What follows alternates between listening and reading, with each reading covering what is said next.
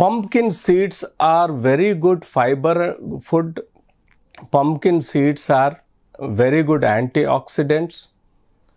They are meant for beta carotene, which helps for the energy or the food nutrition for the vitamin A and eyes care.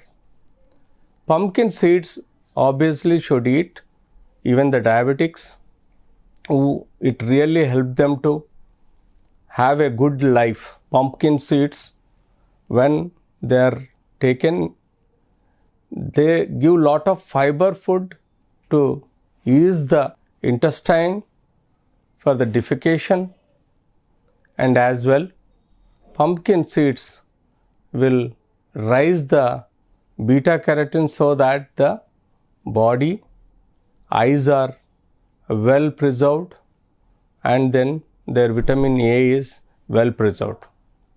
So obviously pumpkin seeds definitely help the human being who eats under their limitation. If the excessive pumpkins are taken, then there is a possibility of side effects where the hypervitaminosis possibility is there, where there is an increase in vitamin A and vitamin B5, so that avoid the larger eating of pumpkins.